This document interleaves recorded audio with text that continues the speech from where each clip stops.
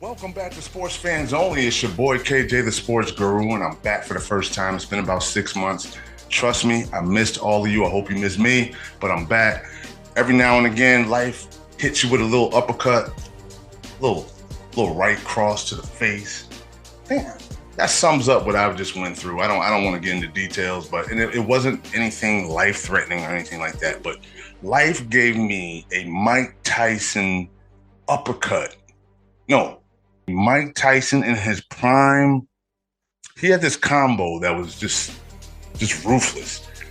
It was a hook to the body, and you know how fast Mike was. It was a hook to the body, to the gut, and then he would follow that with a ferocious uppercut. Now, in my estimate, that's what life did to me. So, but it's all good. We all go through things, so don't feel sorry for me. And again, nothing that serious.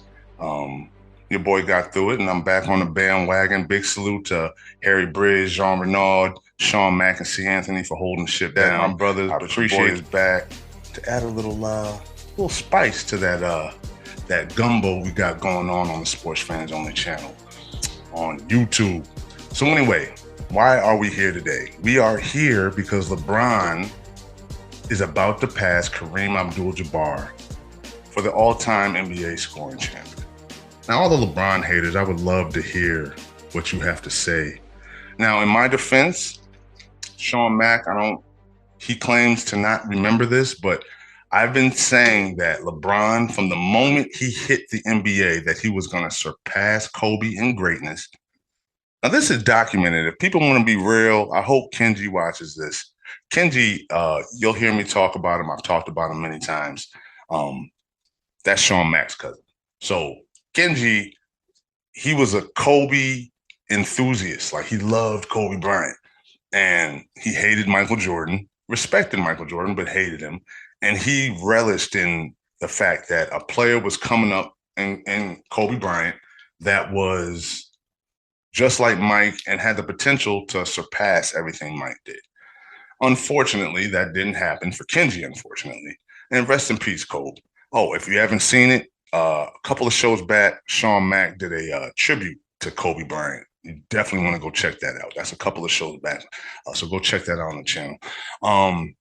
Yeah, Kenji was an enthusiast. So when LeBron came 6 years after Kobe had been in the league, he saw that was a threat to his joy of seeing the ascension of the Black Mamba.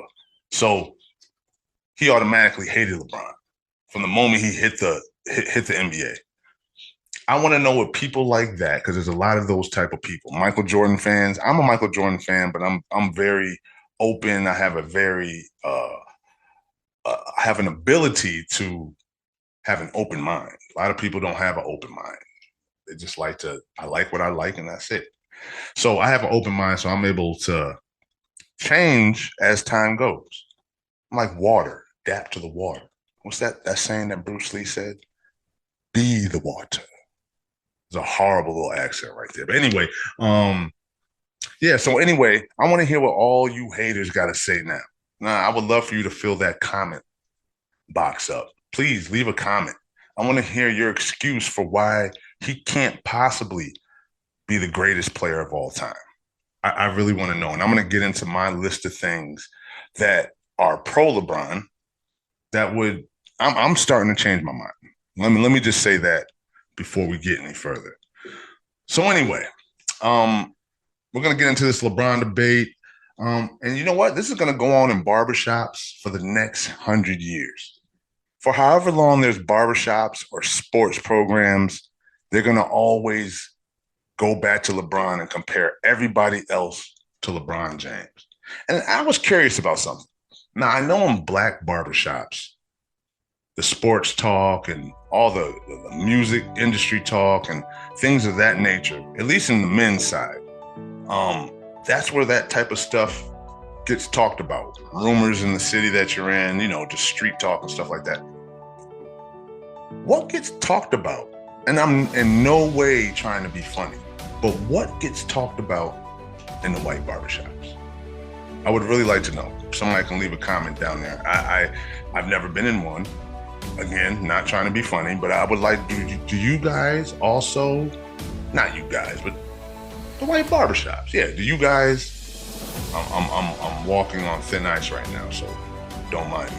Do you guys speak on sports topics, or is it more, I'm just gonna leave it at that because I don't want to offend you. So anyway, that was just a question I wanted to ask you guys. My question is, LeBron James the greatest prototype of a basketball player ever? Is he? Now, I plan on making a compelling case for LeBron. And like I said, if you want to state your opinion down at the bottom, I'm always open to that because it makes for great talk, great debate. You know what I mean? I just think it's healthy. You know what I mean? Now, I'm not one of those guys who says that because LeBron James will surpass his scoring record and claim it as his own to go along with the other many records that he has, is automatically, hands down, going to make him the greatest player of all time. Of course, statistics isn't the only thing that goes into being the greatest. So I'm not one of those guys. I'm just not. I'll never say because player X has more of whatever than player Y, that player X is hands down the better player. That would be ignorant of me. I like to use a little thing called, a little thing us normal humans use called critical thinking. And during this process of critical thinking, now you would think most adults above the age of 21 would know what critical thinking is. But you would be surprised that a lot of people have no idea what it is. They'll say they do, but you just look at their everyday lives and you realize that no, you don't use critical thinking. You base it off emotion. You base it off of nostalgia, your stubbornness, pride. It's not based on critical thinking, keyword being critical. Kobe number 3, Steph number 4, and Shaq number 5. Okay. You got Bron first.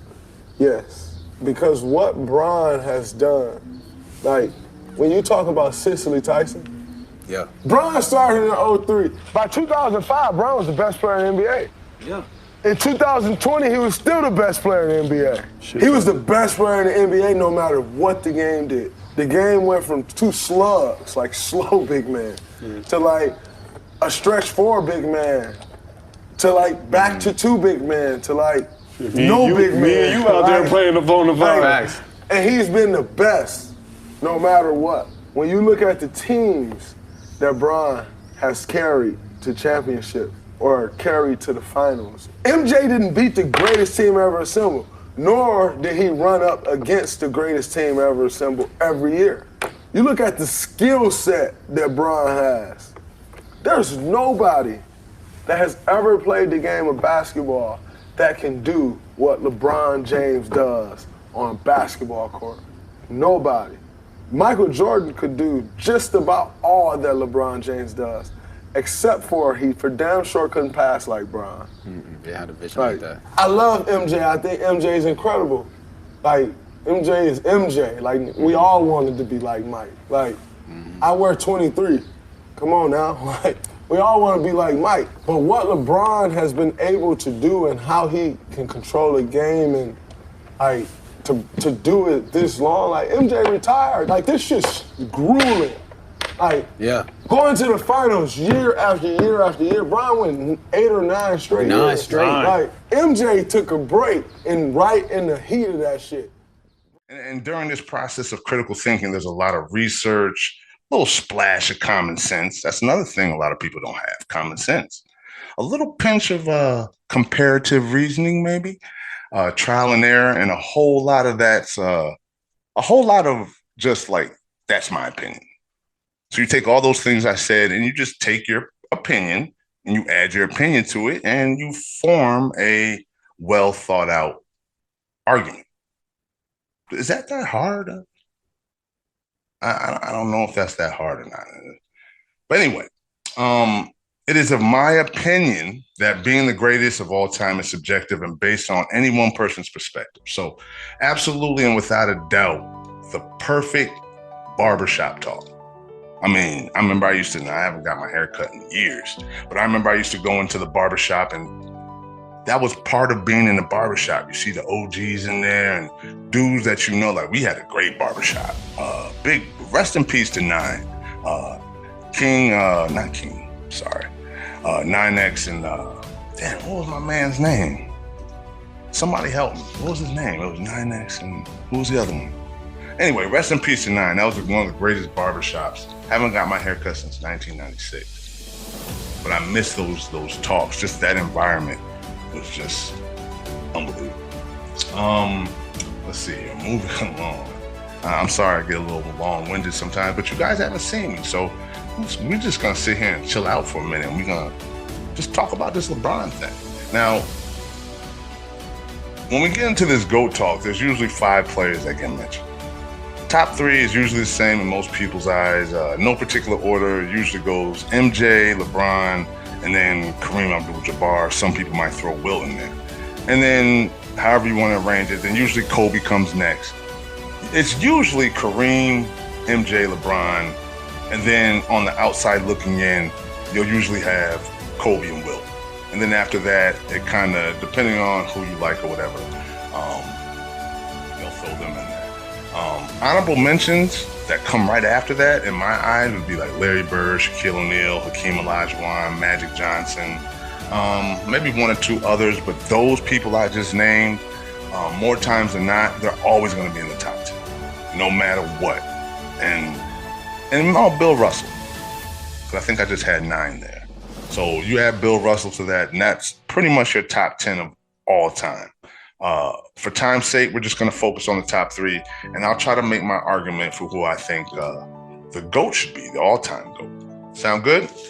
Now, before I get into the top 3, I want to get this out of the way. A lot of people wonder how and why LeBron has leapfrogged Kobe, like as far as in the race for the GOAT. And I'm here to explain why I think that is, so we don't have people in the comments asking, what about Kobe? Now, there's this famous, I don't know if you've seen this, I don't know if it was an interview, but Allen Iverson, and I've heard a few other players like, what about Kobe? Why does everybody automatically say the race for the GOAT is between MJ and LeBron? So this is my reasoning for leaving Kobe out of the top 3. It's an accepted fact that Kobe is the second greatest shooting guard of all time, right?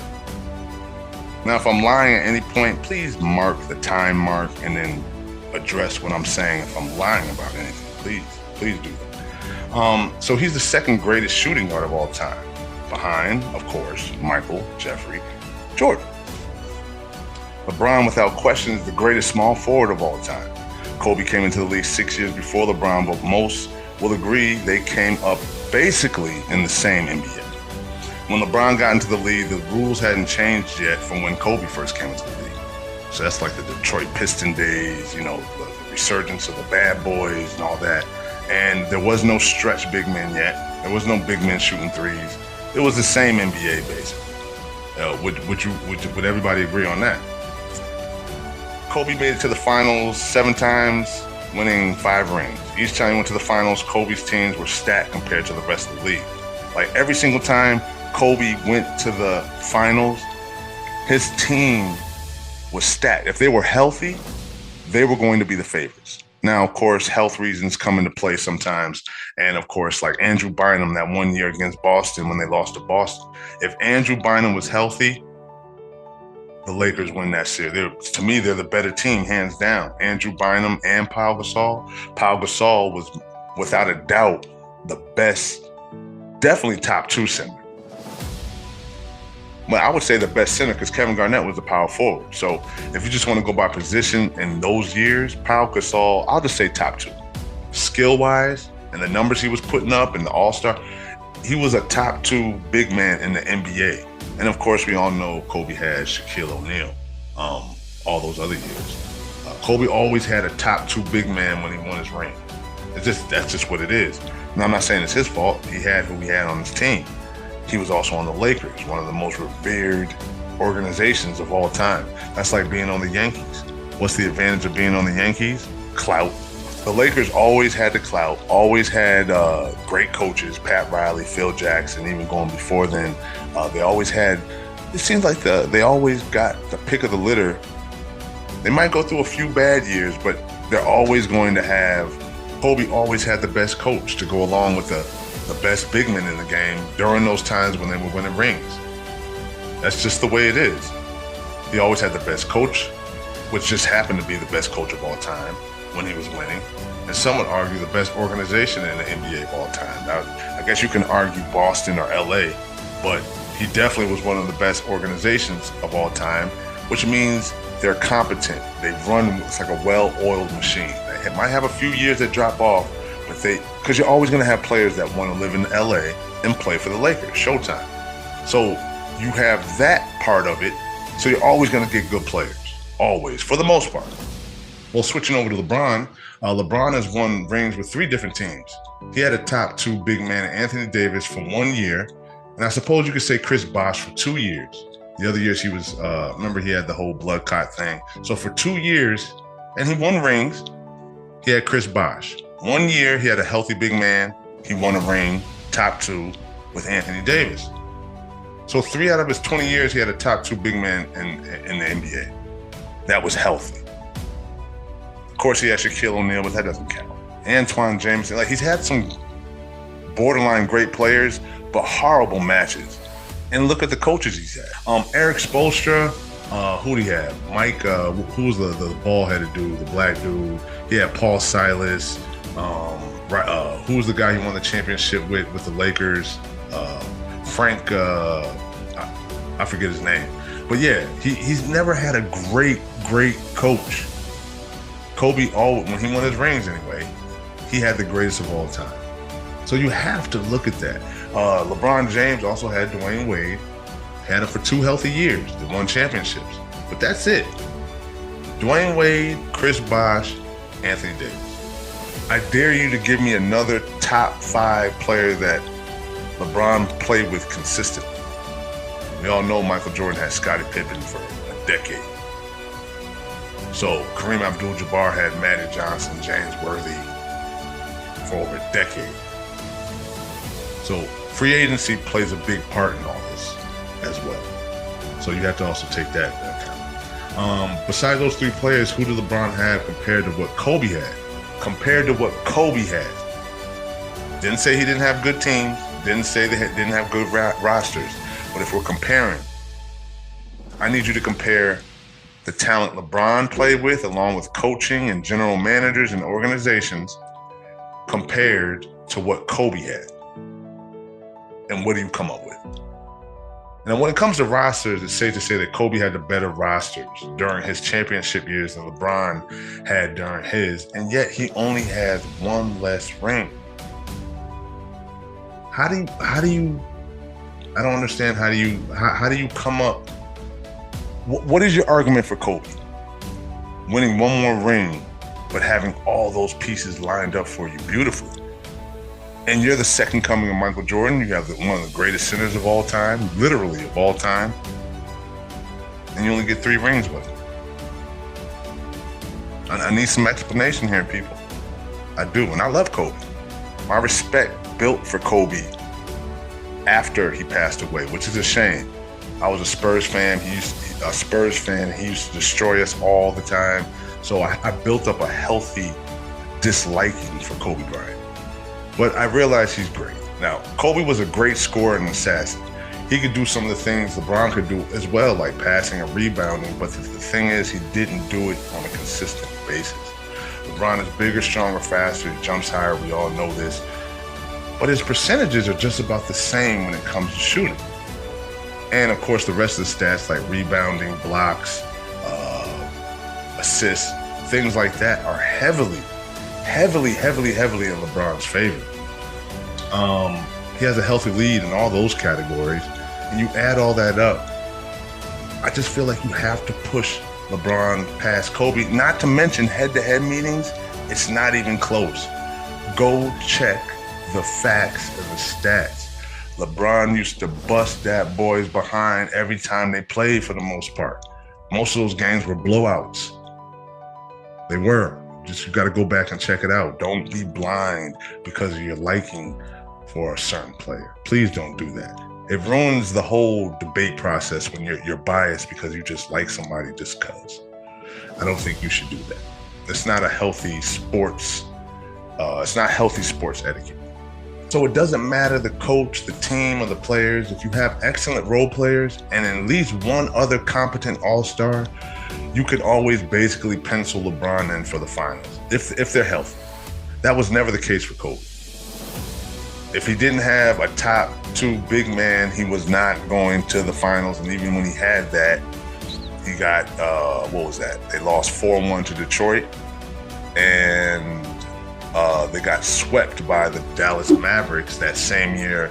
LeBron and the Heat lost to the Mavericks. But the Mavericks is a very underrated team. You go back and look at that team, they swept the Spurs, they swept the Lakers, and they did what they did to Miami.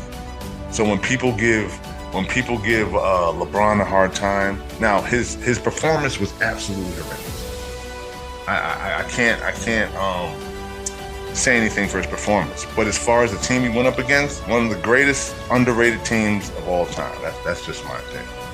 And now again, I'm not saying he's a better scorer than Kobe. I'm not saying he's a better offensive weapon in totality than Kobe. I'm not saying that.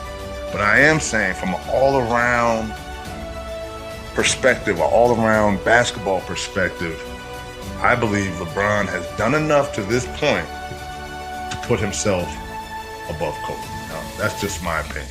Now, when it comes to Kareem Abdul-Jabbar, I have nothing but respect for what he did as a basketball player. Starting in high school, then at UCLA, and finally NBA, he was an unstoppable force, especially with his iconic skyhook. That thing, you couldn't stop it. You could not stop it. It was ugly. It was boring to watch. But I know if he was on your team, you just absolutely loved it. You had to. You had to absolutely love it because he was the quintessential. He was Tim Duncan before Tim Duncan. Very boring, very, how shall I say, just not fun to watch. But if he's on your team, fix my hat there, glasses. Hey, looking at myself in the thing, I'm looking crazy. Hold on, let me fix this. I gotta look presentable, man. I can't have my brim all bent up. Oh, if you're wondering what that is, it's the Negro Leagues, not the Negro Leagues.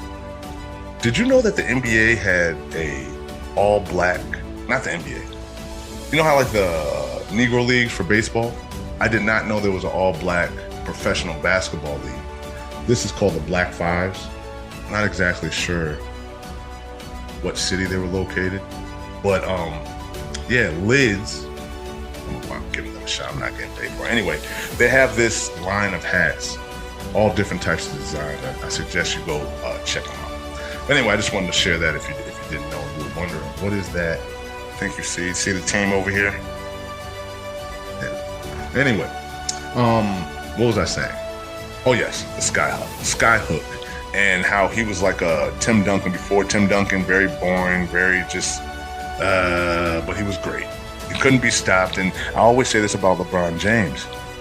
It doesn't matter how you put the ball in the hoop, as long as the ball goes in the hoop. It don't gotta be pretty. He don't gotta look like Michael Jordan. He doesn't have to do the fancy fadeaways and, kicking his legs when he's dunking. You know how Jordan used to contort his body when he was in the air. Like, as long as the ball goes in, doesn't matter. As long as you're efficient, it should not matter what it looks like. That's just my opinion. But anyway, he was a beast on the defensive side, and he can run up and down the court, especially in his earlier years. There isn't much you can say to deny him the GOAT status, but in my mind, there are a few things that keep him out of that number one spot. The first being on the offensive side, he was a one-trick pony. Say what you want, he would dunk and do the skyhook. That's it. No jump shot, none of that. Just skyhook, layup, dunk. That's what he gives you, but he's going to give you 28. He's going to give you between 26 to 30 points a night, every single night, doing that. So I say if that's what you could do to score 26 to 30 points a night, and that's what it takes, that's great for the team, great for your stats. But I can't put you in that top echelon. Now, for his career, what he did, his awards, championships and all that stuff, he has the greatest career of all time. But I can't put him as the GOAT. I just can't do that. And that unstoppable skyhook was his entire offensive game for the most part. Lucky for him, the game didn't change earlier than it did when the league was looking for shooting big men where the floor got stretched. And it's my opinion that Kareem would not be the Kareem we know if he played in today's game. Now, would he have gotten a three-point shot? He doesn't seem like the type of athlete that could have acquired a good jump shot. He just looked really awkward, and I don't know. Maybe he could. I mean, the way in my opinion, it would seem like he would shoot the ball like Giannis, the Greek freak. Like, he would look something like that shooting a three, and it just wouldn't have been pretty. And I don't think he would have ever been good. I don't care when he was born. With that body type, I just don't think he would have been good at it. I think in his career, he shot maybe three-pointers. I always had the belief that the greatest NBA players could play in any era. Shaq and Kareem could easily score in today's game, but I believe their defense would be their undoing. And why do I say that? It's because of all the shooting. Like, they could score at will because they guard these hybrid centers who could put the ball on the floor, drive past you, as well as shoot the three, shoot the mid-range. I just don't think that Kareem and Shaq in today's game, they'd be great offensive weapons, but they would be a huge liability. Like, imagine Golden State and imagine them going small ball.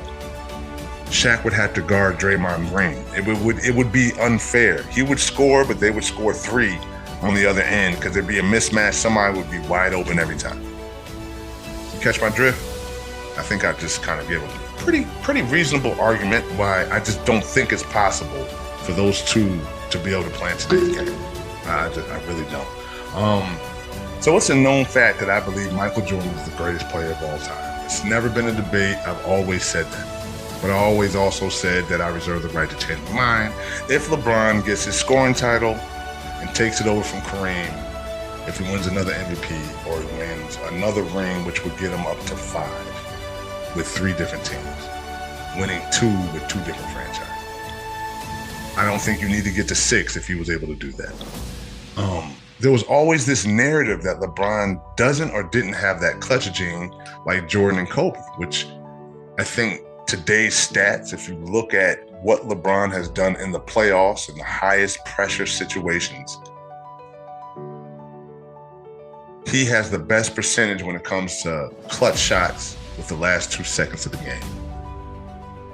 Better stats than Kobe and Jordan combined in the playoffs, in the postseason, during the most high pressure situations. Yeah, LeBron did that.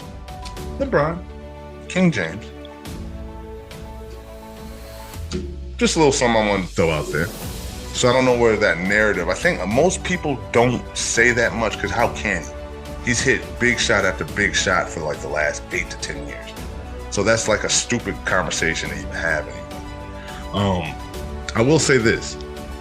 At one point that was the case. That's what kept LeBron out of the GOAT conversation. But a great player will work on his craft, and now I think his jumper, although not as good as Kobe's and Jordan's, it's right there. It's right there. Come on, let's be honest. It is. It's right there.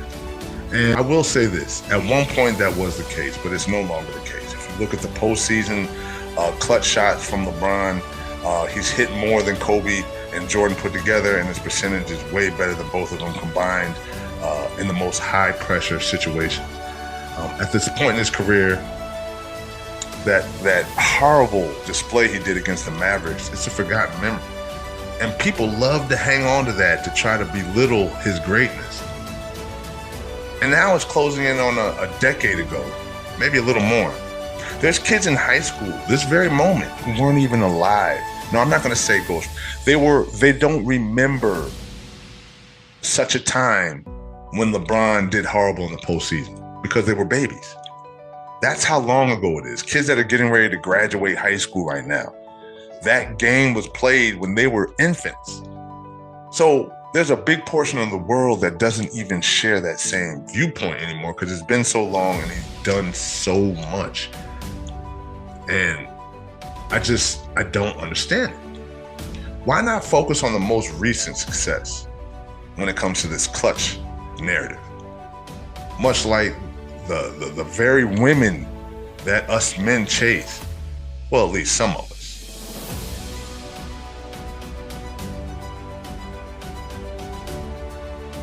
Why not focus on the most recent success in the clutch?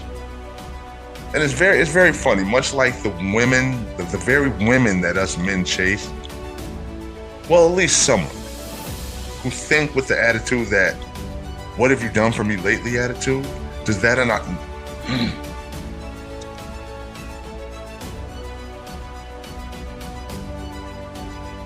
Why not focus on the most recent success in the clutch? Much like the very women us men chase, well, at least some of the women, who think with the attitude of, what have you done for me lately?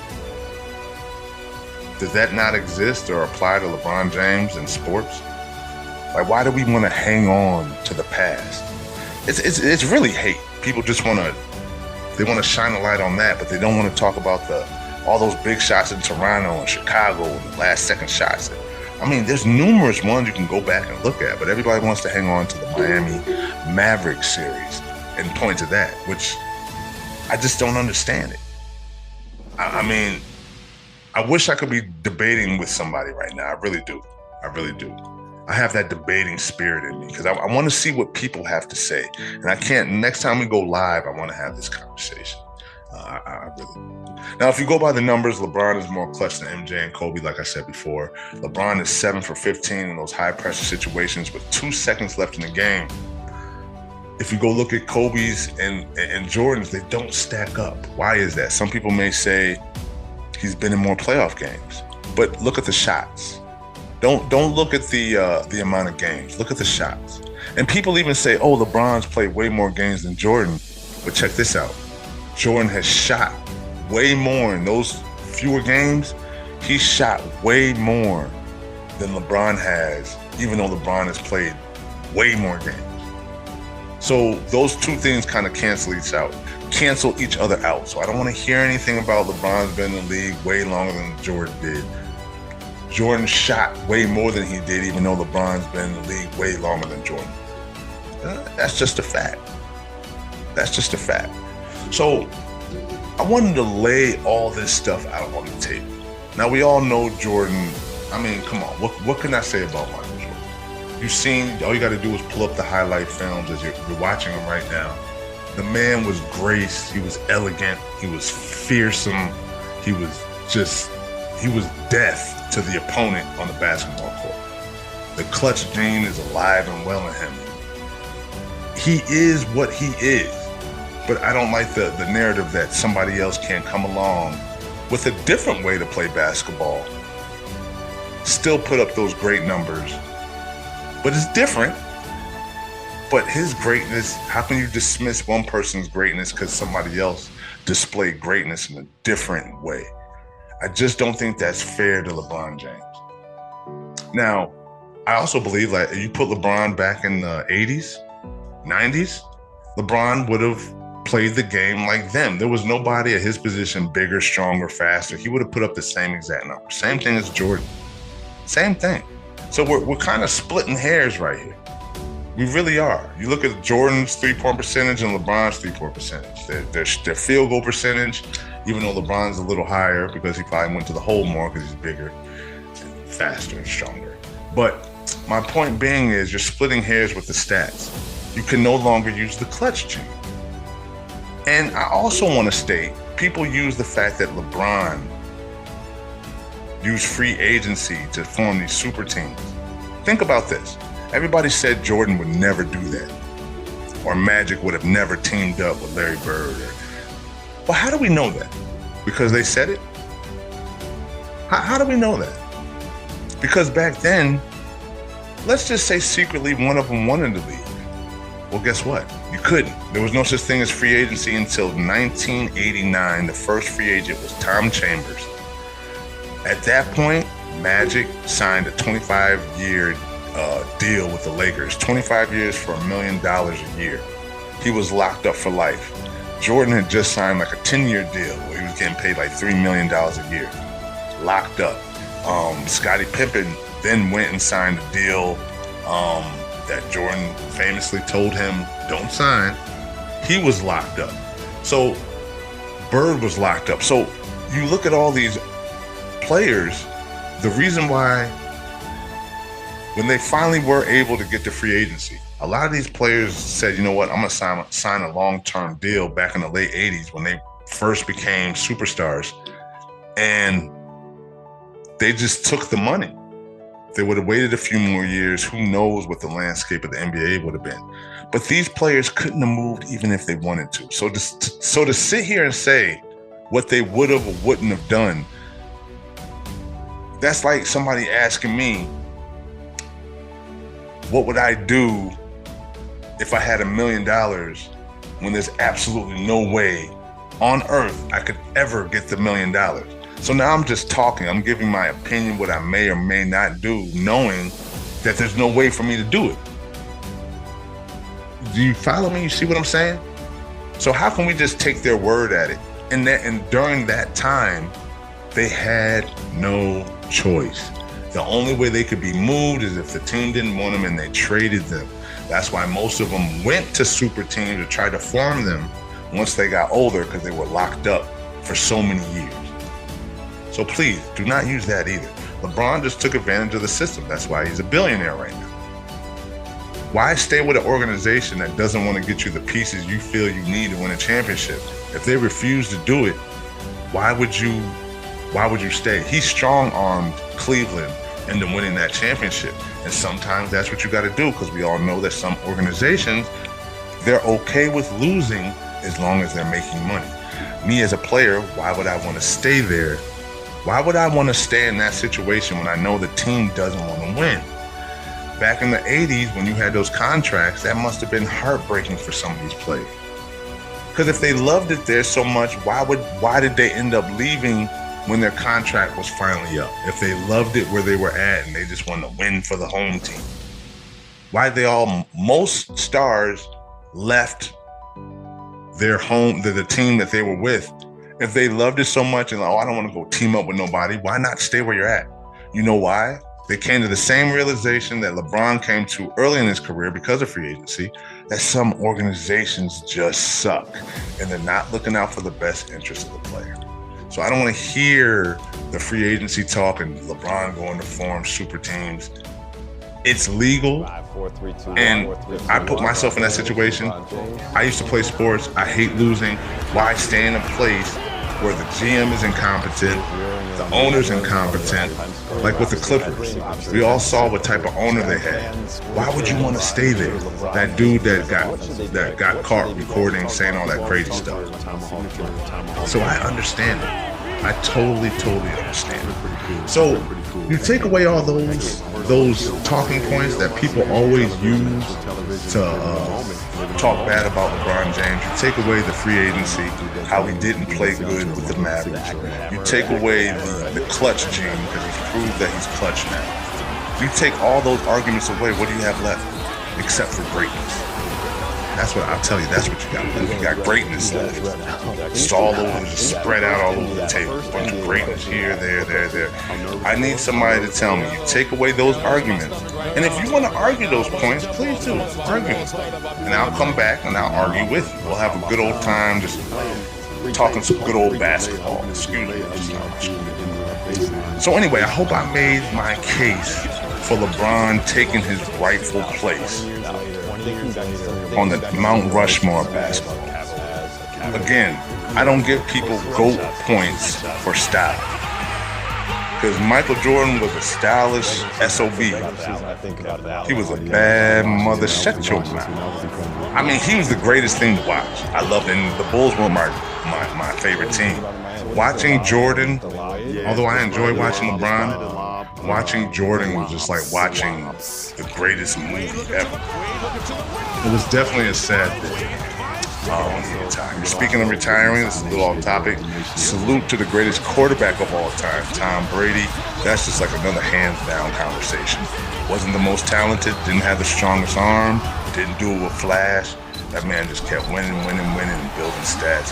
Hands down, greatest quarterback of all time, Tom Brady. If you see this, you probably won't, but if you do, actually, I'm going to speak it out there.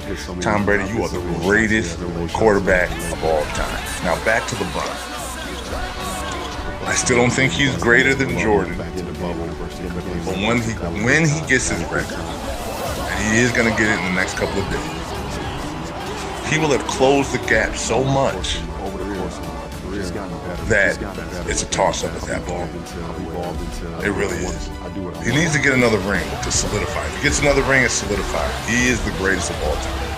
And that's definitely how I feel. And you also got to think this. The mentality that Jordan had. Think about it. And I talked to my boys about this. The NBA, there was only room for one premier endorsed athlete. Converse did these little, like what the Jordan brand does when they were snatching up a bunch of players. So they had those things. Converse was doing it. And you weren't getting no huge deal. If you wanted a huge deal, you needed your own signature shoe. I mean, your own shoe with your name on it. Nobody had that.